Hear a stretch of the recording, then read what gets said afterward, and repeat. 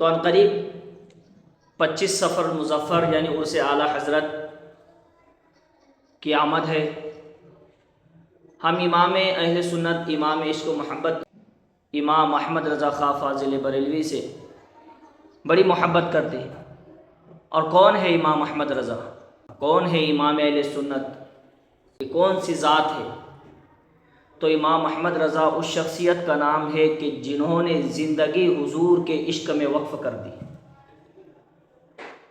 جنہوں نے اپنے آپ کو فنا فی اللہ اور فنا فی الرسول کر دیا، یعنی اللہ کے لیے اپنی خواہشات کو اور رسول کی محبت میں اپنی تمام عیش و عشرت کو پسے پشت ڈال دیا اور صرف محبت مصطفیٰ میں اپنی زندگی کو گزارا۔ جب فتنوں کا دور تھا، دیوبندیت، وہابیت، رافضیت، صلح کلیت،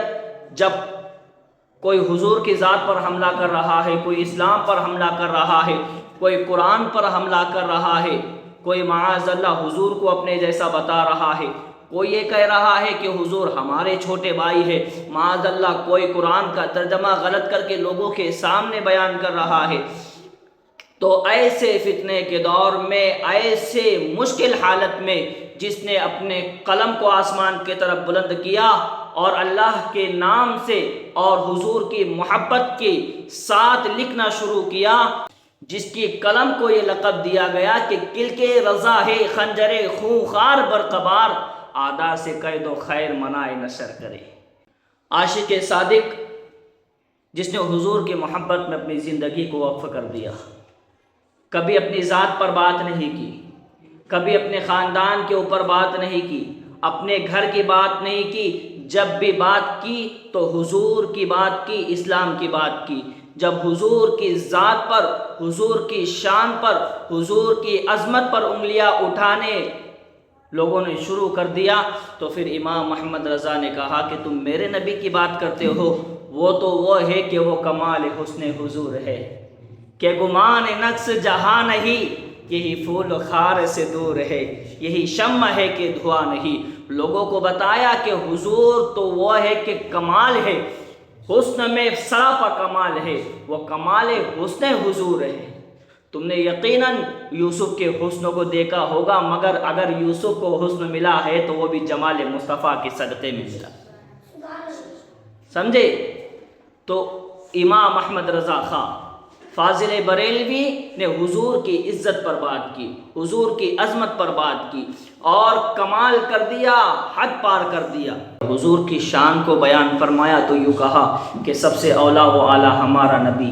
سب سے بالا و اعلیٰ ہمارا نبی، جس کے تلوے کا دھوبن ہے آب حیات، ایسا جانے مسیحا ہمارا نبی۔ ہم نے کچھ دنوں پہلے کلپ سنی تو وہ حضور کی تعریف میں اور حضور کا تعارف یوں کروا رہے تھے کہ مدینہ میں ایک شخص پیدا ہوا کہ جس کا باپ مر چکا تھا معاذ اللہ، اور جو یتیم تھا، جو بکریاں چراتا تھا، اور نہ جانے کس طریقے سے معاذ اللہ وہ نبی کا تعارف کروا رہے تھے، وہ نبی کا تعارف اس طریقے سے کروا رہا معاذ اللہ، مگر جب امام احمد رضا نے حضور کا تعارف کروایا تو کیا کہا؟ سرور کہوں کہ مالک و مولا کہوں تجھے، باغ خلیل کا گلے زیبا کہوں تجھے، تیرے تو وصف عیب تناہی سے ہے بری، حیران ہوں میرے شاہ میں کیا کہوں تجھے۔ جب امام احمد رضا نے آخری بات کہی تو قلم توڑ دیا، لیکن رضا نے ختم سخن اس پہ کر دیا، خالق کا بندہ خلق کا آقا کہوں تجھے۔ پھر کیوں ہم امام احمد رضا کی بارگاہ میں خراج عقیدت و محبت پیش نہ کرے جس نے نبی کی شان کو ایسے بیان فرمایا کہ نبی تو وہ ہے کہ جو اشارہ کرے چاند کی طرف تو چاند دو ٹکڑے ہو جائے، جو نبی کی شان کو یوں بیان فرما رہے ہیں کہ میرے نبی تو وہ ہے کہ ہاتھ اٹھالے تو پھر جو ہے